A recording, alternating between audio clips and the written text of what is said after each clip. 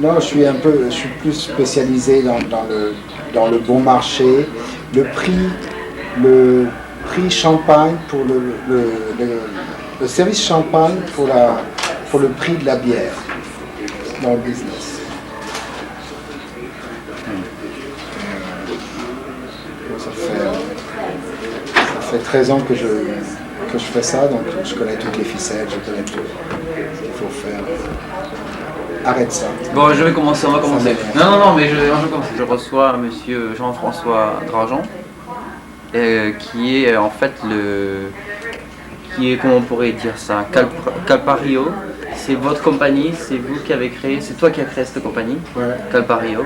Et donc c'est une compagnie internationale, une agence de voyage. Et tu as donc commencé il y a exactement... La première compagnie, le premier Calpario, c'était en 86. J'ai ouvert ça à Palo Alto, dans le parc. Et Calpario, il faut dire que ça veut dire, c'est l'histoire un petit peu de ma vie, ça veut dire Californie, for Cal, parce que j'habite en Californie, Paris parce que je suis de Paris, et Rio parce que j'ai vécu au Brésil avant de venir aux États-Unis en 79 jusqu'en 80. Donc, je suis arrivé ici en 82. Pourquoi tu t'es installé à San Francisco? Pourquoi tu as décidé d'ouvrir ta compagnie d'agence de voyage à San Francisco? À San Francisco? Oui.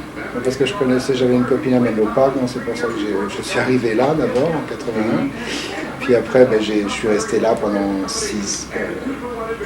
10 ans presque. Après, j'ai fermé les Calpario à Palo Alto et j'ai fait le tour du monde pour connaître mieux les produits, pour connaître... Donc ça fait partie un peu pour devenir justement agent de voyage, faut-il voyager comme tu le... Mais c'est plus facile de vendre un produit que tu connais. D'accord. Plutôt que de vendre quelque chose, une destination que tu ne connais pas. Donc tu travailles beaucoup comme ça en faisant par téléphone et en satisfaisant tes clients à travers le téléphone. Oui. Et donc tu as une grande clientèle à présent depuis 18 mois. Est-ce que tu es satisfait de... Oui, ça augmente. Là pour l'instant nous sommes 3,5. Et à partir du mois de janvier, j'emploie une autre française. Il y a donc 3 Français, une Allemande et un demi-allemand qui m'aide pour les acomptes, etc. Donc c'est encore très petit, mais enfin, on est efficace. Donc Calpario, c'est dans une agence de voyage qui a commencé il y a 18 mois et à présent, qu'est-ce que tu as l'intention de justement agrandir ton entreprise? Bien entendu, oui. C'est plus de n'importe quel chef d'entreprise, je présume, de devenir successful, pour pouvoir donner du bon service aussi. J'espère que d'ici un an et demi, je pourrai réouvrir Calpario Travel à Palo Alto, au sud de la baie, et peut-être du côté de Oakland aussi, Berkeley, pour toucher toute la baie. C'est ce que je vais essayer de faire. Donc, beaucoup de Français se demandent comment es-tu arrivé à faire justement, à devenir ton propre patron, et as-tu quelque chose à dire, et c'est quoi la passion ou bien beaucoup de travail, je crois. Oui, encore beaucoup de travail. Oui. Parce que je suis arrivé par la petite porte plus ou moins, donc quand je suis arrivé ici il y a 13 ans, j'étais pas du tout agent de voyage, donc j'ai appris le boulot dans un collège qui a un département de tourisme à Canada College à Redwood City pendant 2 ans, donc j'ai fait l'équivalent d'un DUT, enfin un BTS de tourisme ici aux États-Unis. Aux États-Unis? Ah oui, aux États-Unis. Ah, ouais. Avant, je travaillais au Club Méditerranée avant de venir ici. Et après, j'ai travaillé pour une agence de voyage au bout de quelques années. Comme ma spécialité, c'était de servir la clientèle française, la communauté française, donc le bouche à oreille, ça s'est su assez rapidement. Et donc, j'ai pu ouvrir Calpario Travel en 86 et celle-ci il y a 2 ans. Comment se passe En fait, une journée de travail, est-ce que tu contactes tes compagnies et à partir de là, tu vas contacter? On cherche, notre politique, c'est de trouver le moins cher, oui. Systématiquement, sur le marché. Donc, les destinations étant un peu toujours les mêmes de toute façon, donc je sais exactement, mes associés ici savent exactement où regarder pour trouver le moins cher en fonction de la date, de la destination, du nombre de jours où la personne reste sur place. Et par exemple, les compagnies aériennes aussi veulent voler, charter, ligne régulière. On a beaucoup de prix, ce qu'on appelle charter sur ligne régulière, évidemment. Maintenant, c'est le marché. Donc, je ne vois pas pourquoi tu vas payer $1 200 un billet pour aller en France alors que tu peux payer $700 en haute saison ou même en basse saison, tu peux payer $498. En ce moment, j'ai des prix avec Continental Airlines et même moins cher au départ de Los Angeles à $398. Enfin, c'est de la folie. Donc ça, c'est les prix vraiment compétitifs et les Français sont prêts à sauter sur l'occasion. C'est les prix d'une bonne agence de voyage. D'accord. Donc pour être un bon agent, il faut avoir une grande expérience déjà. Il faut être crédible. Oui, il faut avoir de l'expérience et il faut connaître les dessous de la médaille, enfin savoir où chercher des deals. D'accord. Et toi, tu connais tout ça. Donc nous connaissons tout ça. Oui, vous. Ça c'est. Donc comment vous travaillez à part beaucoup de Français sont vos clients ou est-ce que c'est beaucoup d'Américains ou bien vous traitez à beaucoup d'Européens principalement, enfin notre spécialité c'est international, donc on deal pas mal avec les Européens. Comme je te disais, j'ai vécu au Brésil, donc il y a pas mal aussi de Brésiliens, d'Américains du Sud. Donc tu parles espagnol couramment, portugais Espagnol pas trop, portugais je me débrouille. Mais enfin bon, portugais ça fait 15 ans que je suis pas là, enfin 14 ans que je suis pas allé au Brésil. Enfin j'y suis retourné mais j'ai pas vécu. Mon portugais est un peu rusty, il est là quand même, je peux me débrouiller. D'accord, donc tes premiers clients sont français, non? Oui, principalement français, un peu plus de 50% je dirais. De la communauté, les clients sont français, donc on connaît pas mal de produits. Et donc tous les deals que tu as, ce sont avec, en général tu travailles avec Continental, Northwest Airlines? Principalement avec Air France. Air France? Principalement avec Air France, mais on a avec United Airlines évidemment, on a un peu avec tout le monde. J'ai pas mal de deals avec... aussi il y a les billets pas chers évidemment, mais aussi j'ai des billets qui sont plus chers. Et pour le même prix, par exemple, je peux avoir sur certaines compagnies, je peux avoir des upgrades en business class pour le prix plein tarif, classe économique. Et puis, bien sûr, on fait des tours aussi, on fait des packages, on vend pas mal d'Hawaï pour les Français justement qui visitent de France, qui veulent visiter Hawaï, qui veulent aller au Mexique, qui veulent aller en Amérique centrale, au Guatemala. En ce moment, c'est une destination qui est pas mal prisée par les Français, le Guatemala, ou même par les Américains, du reste. Costa Rica, cet hiver, à Noël, j'ai une quantité incroyable d'Européens qui s'en vont au Guatemala et au Costa Rica. Du reste, il n'y a plus de place. Ah bon, ça y est. Il n'y a plus de place. Bouclé. Et puis, voilà, c'est tout. Sinon, je sais pas, qu'est-ce que je pourrais vous dire? Comment l'histoire de billets open, tout ça, qu'est-ce que c'est comment ça marche? Il n'y a pas de... Moi ça n'existe pas. Ça n'existe pas. En billet open, c'est vraiment... Est-ce que ça t'arrive de perdre de l'argent sur des clients ou des choses qui te passent entre les doigts, des compagnies Bon, l'avantage, je pense que ce que je veux, c'est le service numéro 1. Okay? Donc je sais que si jamais il y a un problème, et un problème ça peut arriver, je sais que le client peut compter sur nous pour essayer de résoudre le problème. Quelqu'un qui a overbooké, quelqu'un qui a, je sais pas, qui... Enfin, quel que soit le problème, dernière minute aussi, les bookings de dernière minute, malheureusement, ça arrive assez souvent. Quelqu'un a perdu un membre de la famille, ils sont obligés de rentrer en France immédiatement. En fait, c'est pas toujours bon de faire un booking 3 mois ou 6 mois à l'avance. Des fois, si tu fais le booking, si tu achètes le ticket 2 jours avant de partir, tu peux payer un aussi bon prix, si c'est pas meilleur, que si tu l'achètes 3 mois avant de partir. Pourquoi ? Parce que c'est un business complètement fou, où les prix, rien n'est logique. Les prix changent toutes les 5 minutes. C'est pour ça que maintenant, ça serait impossible de faire le business sans ordinateur, parce que tout change, enfin, même tout change d'une heure à une autre, ça peut changer le prix. C'est complètement de la folie. Ça vient de quoi ? Parce qu'il y a trop de demandes ou bien... Non, c'est parce que les compagnies aériennes sont en compétition, les unes évidemment. Et il suffit qu'il y ait une compagnie aérienne qui ait besoin de cash aujourd'hui, parce qu'ils ont des billes à payer. Donc, pour récupérer le cash, ils vont descendre les prix. Et pour avoir plus de clients, donc pour avoir du cash immédiatement.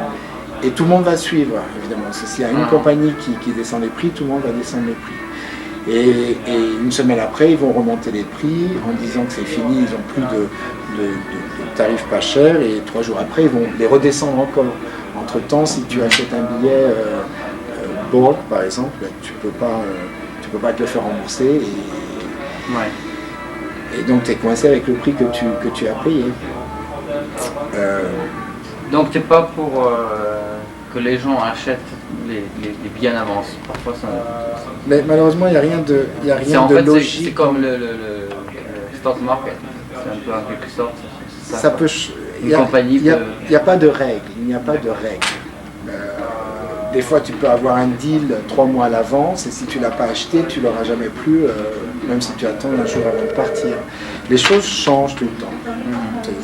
Ça monte, ça descend, ça s'annule, ça revient. D'accord. Pour te donner un exemple, par exemple, Andrea hier a fait un ticket, elle cherchait le moins cher pour venir de Caracas à San Francisco en aller simple. Okay? Oui. Donc comme on est concerné, on prend le prix dans l'ordinateur, comme on est relativement concerné par ce qu'on fait, on essaie de voir si jamais on casse le tarif à Miami par exemple, parce que ça serait moins cher de faire un Caracas-Miami et après un Miami-San Francisco, de faire 2 tickets. Et c'est avéré que je crois qu'elle avait trouvé un truc à $380 de Caracas directement jusqu'à San Francisco. Et si elle cassait le tarif à Miami, ça faisait peut-être 200 et quelques dollars jusqu'à Miami, mais la portion Miami San Francisco, c'était $750 un aller simple. Ah ouais. Alors que si on faisait le ticket directement... Sans voyager par les États-Unis. Si, en passant par Miami, en utilisant le même vol, avec un tarif direct, ça faisait $380. Alors que le mec le passager qui monte à Miami pour venir jusqu'à San Francisco seulement, sans venir de Caracas, lui, il paiera $750. Alors que notre passager aura payé $380 au départ de Caracas. Donc ça ne fait aucun sens, mais c'est comme ça. Ouais. Bon. À part ça, tout va bien. Il n'y a pas un message, tu veux pas passer un message à la communauté française pour justement savoir comment devenir chef d'entreprise. Ça, tu m'as déjà posé la question. Oui, mais pour finir. Pour finir, déjà, on était bien là.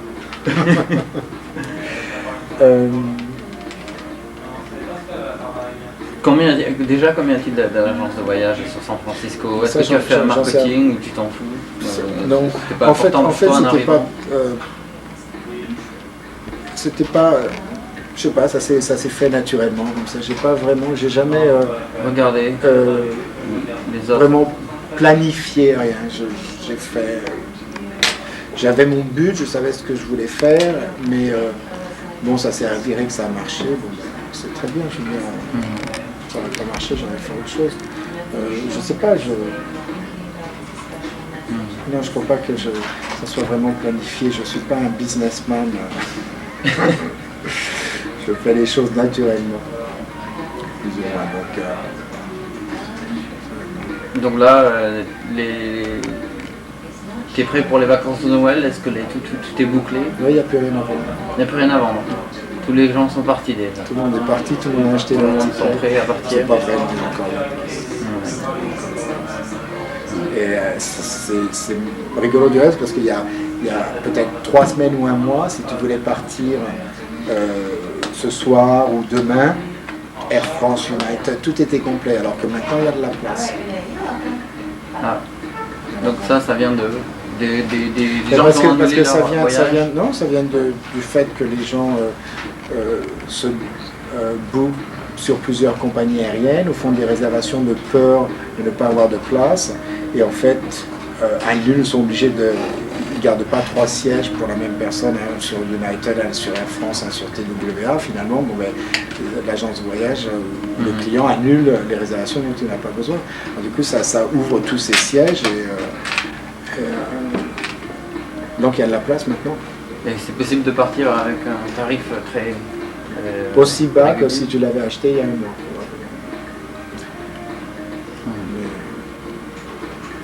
Maintenant, il faut voir pour cet été. Et je pense que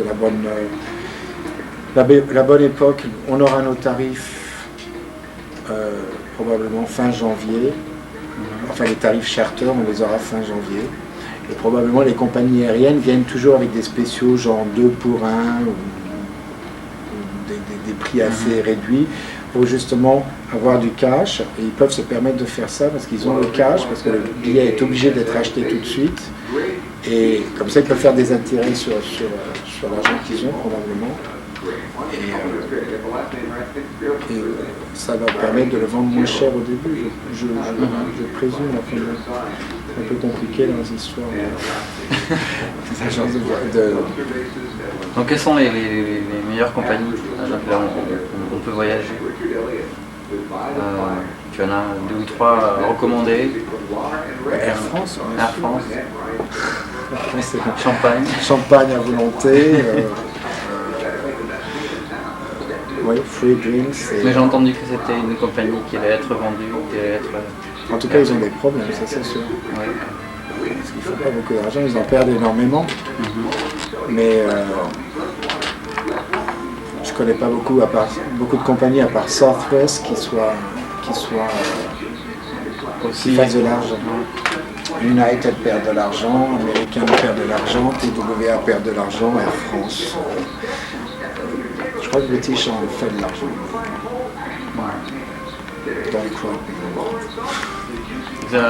Tu comprends pourquoi ça se passe? Pourquoi les compagnies maintenant perdent de l'argent aujourd'hui? Puisque quand même il y a de plus en plus de gens qui voyagent. Oui, mais seulement les prix sont de plus en plus bas. Pour pouvoir justement remplir leur avion, ils sont obligés de descendre les prix. Et en descendant les prix, ils peuvent les descendre jusqu'à un certain point, en faisant de l'argent. S'ils les descendent en dessous de ce point, ils perdent de l'argent et ils opèrent à perte. Je pense que c'est un des seuls business des compagnies aériennes où ils savent, quand ils ouvrent une nouvelle compagnie aérienne, ils savent qu'ils vont perdre de l'argent. S'ils veulent être compétitifs, ils sont obligés de descendre leur prix. Donc les prix sont tellement bas qu'ils ne peuvent pas faire, physiquement, ils ne peuvent pas faire de l'argent. C'est de la folie de penser que tu puisses voler de Los Angeles à Paris pour $398 ou $450. Je veux dire, c'est de la folie. Oui. Comment veux-tu faire de l'argent en vendant des billets, en remplissant un avion à $400 par siège? On ne va pas pleurer pour les compagnies aériennes, c'est de leur faute. Ouais. Enfin bon, je pense que ça va changer, c'est avec la dérégulation. Donc, comme c'est plus gouvernement,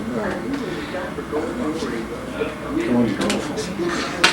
C'est plus réglementé par le gouvernement. Donc qu'ils se tirent tous dans les pattes pour pouvoir avoir le client, même si c'est à perte. Que penses-tu de la nouvelle compagnie Virgin qui va entrer sur le marché? Mais ils sont rentrés, ils y sont déjà. Donc ils sont rentrés sur le marché, qu'est-ce que ça... Au point de vue service, c'est probablement la meilleure compagnie sur l'Angleterre. D'abord, ils sont jeunes, ils sont efficaces, bonne musique, petite télé à chaque siège. Tu as déjà voyagé des prix, avec... Non. Et des prix très compétitifs. Donc ça a permis United Airlines et à British Airways de baisser leurs prix et d'améliorer leur service aussi, pour pouvoir faire compétition avec Virgin. Donc tu étais pour justement Virgin qui soit sur le marché, tu aimes la compétition? Oui. Tout à fait. C'est pour ça que tu vis aux États-Unis aujourd'hui? Parce que c'est un pays très compétitif. Non, oui. Pourquoi je vais aux États-Unis, ça j'en sais rien. Parce que j'ai une entreprise ici et ça probablement que par rapport à la France, je veux dire qu'en France, si tu n'as pas l'argent quand tu arrives, pour pouvoir commencer une entreprise, c'est assez difficile. C'est même pratiquement impossible parce que le gouvernement ne va pas t'aider. Il n'y a pas d'aide ni de crédit des banques, ni au point de vue même administratif. C'est trop compliqué c'est très compliqué d'avoir des licences, de pouvoir opérer, d'avoir un pas de porte et d'avoir un business. Maintenant, aux États-Unis, c'est quand même plus facile de faire un business, de créer une entreprise, surtout si tu n'as pas les fonds financiers au début. D'accord. Parce que les gens te font confiance. Alors qu'en France...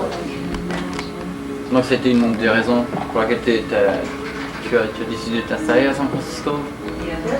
Oui, j'avais toujours rêvé de vivre aux États-Unis quand j'étais jeune. De toute façon,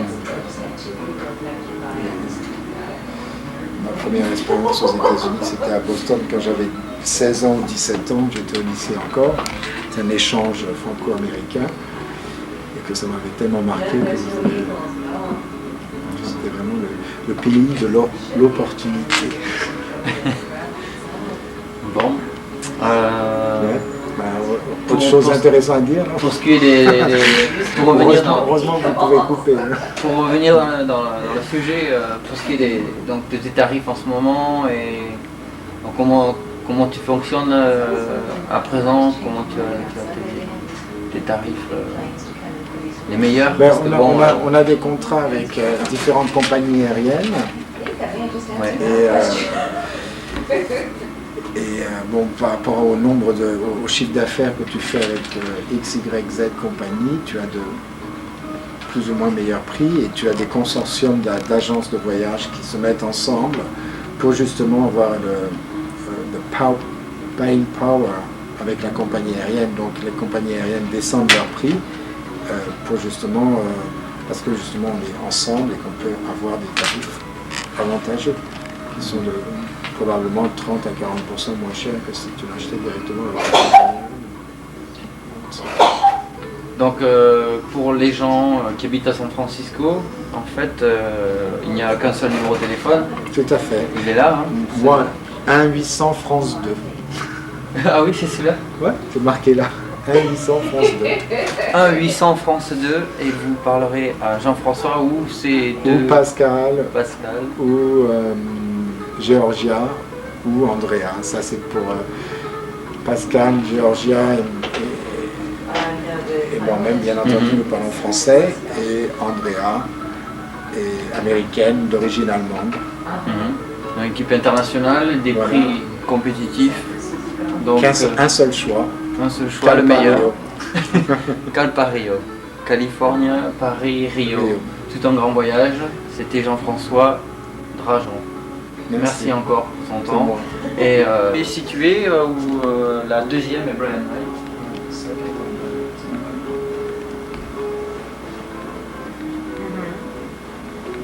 sais que maintenant tu peux faire de l'editing avec un DAN, mais ils ont trouvé un nouveau système, tu sais, le fameux Super Highway et puis le Hand sur ton computer.